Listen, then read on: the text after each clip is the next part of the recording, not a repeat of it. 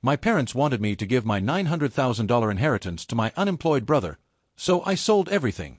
Hey friends, got a sec? Drop your thoughts in the comments and hit subscribe. It's quick for you, but it really means a lot to the channel. Alright, let's dive into today's story. Original post. I never thought I'd be writing one of these posts, but I need outside perspective because my family has me questioning everything I thought I knew about fairness and obligation. I'm a 27-year-old museum curator at a non-profit institution specializing in Victorian-era artifacts. It's not a lucrative career. I make about $42,000 a year, but I absolutely love what I do. Every day, I get to preserve history, educate the public, and work with incredible pieces from the past. My parents, who both work retail, my father manages a hardware store, my mother works at a department store, have never understood my passion. They constantly remind me that I could be making real money if I'd gone into business or tech like they wanted. 6 months ago, my great-aunt passed away. She was an extraordinary woman, never married, traveled the world collecting art and antiques, and lived in this gorgeous Victorian house that had been in our family for over a century. She and I were incredibly close. I spent summers with her as a child, and she's the one who inspired my love of history and preservation. In her will, she left the house specifically to me, along with its contents. The will explicitly stated it was for me alone, to continue our family's legacy of preserving beauty and history. The house is magnificent. 3 stories, original hardwood floors, stained glass windows, period-appropriate furnishings she'd collected over decades. It needs some work, the roof needs repairs, the heating system is outdated, but it's structurally sound and absolutely breathtaking. It's located in a historic district where similar properties have sold for significant amounts, though I've never had it formally appraised because I plan to live in it and restore it gradually. Here's where everything gets complicated. My younger brother is 25 and, to put it delicately, still finding himself. He dropped out of college twice, has had probably 15 different jobs in the last 3 years, none lasting more than 4 months, and currently lives with our parents while exploring different career paths. His latest plan involves becoming an influencer, though he has fewer than 200 followers on any platform. When the will was read, my parents immediately began campaigning for me to do the right thing and give the house to my brother. Their arguments include: he's a man and needs to establish himself. I already have a stable job and can afford rent, barely, but they don't acknowledge that. The house is too big for one person. He could use the space for his content creation. Family helps family. I am being selfish keeping such a valuable asset when he has nothing. Our great-aunt would have wanted the family taken care of. That last one particularly stings because they barely visited her in her final years, while I spent every weekend I could with her.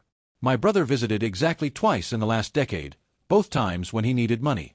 The pressure has been relentless. Daily phone calls, text messages, family dinners where it's the only topic of conversation. My mother cried at Thanksgiving, saying she didn't raise me to be selfish. My father called me materialistic and said I'm choosing things over family. They've even enlisted extended family members to pressure me, though most of them back off when I explain the will's specific language. My brother's approach is different but equally exhausting. He alternates between playing victim, I guess I'll just be homeless forever, making grand promises, I'll pay you back when my career takes off, and getting angry, you don't even need it. You just want to play dress-up in your little museum house. Last week reached a breaking point. My brother showed up at my apartment with a U-Haul, announcing he was moving into the house whether I liked it or not because family property is family property. I had to call the police to remove him, which led to my parents calling me dramatic and threatening to cut me off entirely if I didn't stop being vindictive. The thing is, I love that house. Not for its monetary value, but for what it represents. Every room holds memories with my great-aunt. Her library still smells like her lavender perfume. The garden she cultivated for 40 years is starting to bloom again now that I've been tending it. I've already started researching period-appropriate restoration techniques, and I've been setting aside every penny I can for the repairs. But am I being selfish? My brother genuinely has nothing, and I do have a job, even if it doesn't pay much. My parents are in their late 50s and worry constantly about him. Would giving him the house really solve anything, though? Part of me thinks he'd either trash it or sell it immediately for far less than it's worth. But maybe that's just me being judgmental? I've considered compromises, letting him live there with rules, selling and splitting the proceeds, keeping the house but giving him money I don't have, but nothing feels right. The will was clear about my great-aunt's intentions, but my family is acting like that doesn't matter. Am I wrong for wanting to keep what was specifically left to me? How do I balance family obligations with my own dreams and my great-aunt's wishes? Update 1, 2 weeks later. I want to thank everyone who responded to my original post. Your perspectives gave me the clarity and courage I desperately needed. I realized many of you were right. This was never about helping my brother. It was about control and money. After my post, things escalated quickly. My brother posted on social media that I was hoarding family wealth and tagged various relatives, trying to shame me publicly. My parents supported this, commenting about how disappointed they were in my greed. The post backfired spectacularly when my great-aunt's former lawyer, who follows my brother for reasons unknown, commented with a screenshot of the will's relevant section, highlighting that the house was left to me specifically to continue our family's legacy of preserving beauty and history. He also mentioned that interfering with the execution of a will could have legal consequences. My brother deleted the post, but screenshots were already circulating. This social media disaster led to me discovering something that changed everything. A cousin who works in real estate reached out privately, saying she'd noticed my parents had been asking around about property values in the historic district. She'd assumed they were thinking of moving, but now wondered if they'd been planning to pressure me to sell all along. She forwarded me emails where my mother had asked about quick cash sales and whether houses sold better empty or furnished. I confronted my parents, and the truth finally came out. They'd been counting on that house as their retirement plan. Not for my brother, for themselves. They figured if my brother owned it, they could control him and, by extension, the property. Their plan was to have him sell it, give them the majority of the proceeds for their retirement, and keep enough to get him started in life. When I asked why they thought they were entitled to my inheritance, my father actually said, "We raised you, didn't we? This is how family works." That conversation broke something in me. I realized they'd never seen me as anything more than an obstacle to their financial planning. My career, my dreams, my relationship with my great-aunt, none of it mattered to them. I made a decision that night. If they wanted to reduce my great-aunt's legacy to mere monetary value, then I'd make sure that money went somewhere worthy. I contacted the Historical Preservation Society that oversees our district. They'd approached my great-aunt several times over the years about the house, as it's one of the most intact Victorian properties in the area. She'd always declined, wanting it to stay in the family. But their mission, preserving historical architecture and making it accessible for education, aligned perfectly with her values and mine. We negotiated for a week. The final agreement was better than I ever imagined. They offered $900,000 for the property, with several conditions that honored my great-aunt's memory. The house would be restored to museum quality, her personal collections would be displayed with attribution, and they'd establish an annual educational program in her name. Additionally, they offered me a position as consulting curator for the property, which would pay $15,000 annually on top of my regular salary. I signed the papers yesterday. The house is no longer mine, but it will be preserved exactly as my great-aunt would have wanted, as a piece of living history, educating future generations. I haven't told my family yet. They're still sending daily messages about reconsidering my selfishness. My brother sent a rental application for an apartment asking me to co-sign, saying it's the least I can do since I'm keeping him homeless. My mother left a voicemail crying about how she doesn't know where she went wrong with me. The closing is in 3 weeks. I've already put deposits on a lovely 2-bedroom apartment in a secure building with excellent locks and a doorman who doesn't let anyone up without permission. It's smaller than the Victorian, but it's mine, and no one can show up with a U-Haul demanding entry. I've also set aside $150,000 for donation to the museum's education program, specifically for scholarships and workshops teaching young people about preservation and curation. It feels like the perfect way to honor my great-aunt's influence on my life. The really savage part of me wants to send my family a photo of the check just to see their faces when they realize the monetary value they were so obsessed with. But I'm going to take the high road. They'll find out eventually, probably through the Historical Society's announcement. For the first time in months, I slept peacefully last night. The weight of their expectations, their manipulation, their constant pressure, it's all going to end soon. I may lose my family over this, but I'm finally understanding that the family I thought I had might have been an illusion anyway. Update 2, 1 month later. The last month has been an absolute whirlwind, and I need to document this while it's still fresh because you couldn't write this if you tried. The day after closing, the Historical Society announced their acquisition in the local newspaper and on their social media. The headline read, "Victorian Jewel donated to Preservation Society in record-breaking $900,000 deal." They included a beautiful photo of the house and mentioned establishing an educational program in my great-aunt's name. My phone started exploding within an hour. My mother called 17 times in 10 minutes. My father left a voicemail that I'm pretty sure could be used as evidence for harassment. My brother sent a series of texts that progressed from confusion to rage to threats about suing me for theft of family assets. I didn't respond to any of them. Instead, I sat in my new apartment, drinking tea from my great-aunt's china, the the personal items I was allowed to keep, and watched the chaos unfold on social media. My mother posted a lengthy Facebook rant about ungrateful children and how she was devastated that I'd sold our family's history to strangers. The comments were not what she expected. People who knew my great-aunt started chiming in, pointing out that she'd been estranged from most of the family for years because they only contacted her when they needed money. One of her former neighbors commented, "Funny how it's family history now when none of you visited her except the curator granddaughter." The real explosion came when someone pointed out that $900,000 meant I'd chosen preserving history over family greed. My father tried to do damage control by claiming I'd been manipulated by fancy museum people, but that backfired when the Historical Society's director, a well-respected woman in her 70s, responded personally, detailing how I'd insisted on provisions honoring my great-aunt's memory over maximizing profit. Then came the workplace drama. My mother, in her infinite wisdom, had been telling all her department store co-workers for months about how they were going to retire early once the family property situation was resolved. She'd heavily implied she was inheriting something significant. When news of the sale broke, her co-workers realized she'd been planning to pressure her daughter out of an inheritance. The judgment was swift and harsh. She went from being invited to coffee breaks to eating lunch alone. Someone anonymously left an article about elder financial abuse on her desk, with the parts about manipulating adult children highlighted. My father faced similar consequences at the hardware store. He'd actually told his boss he might be giving notice soon due to a family windfall. His boss, who'd given him flexibility over the years for family emergencies, was disgusted to learn the windfall was his daughter's inheritance he'd been trying to claim. My father was passed over for a management promotion he'd been all but guaranteed, with his boss telling him they needed someone with better judgment and moral character in leadership. My brother's reaction was perhaps the most pathetic. He made a TikTok about being homeless because my sister is greedy, standing in front of our parents' house where he lives rent-free. Someone recognized the house and commented, "Bro, that's a $400,000 house in the suburbs, you're not homeless." The video went viral, but not how he intended. It became a meme about entitled siblings. Someone even did a breakdown showing all the designer clothes he was wearing while claiming poverty. His influencer career died before it started, with his follower count actually dropping. The extended family chose sides quickly. The relatives who'd been pressuring me either went silent or doubled down. One aunt called me crying, saying I should have at least given them a chance to buy the house.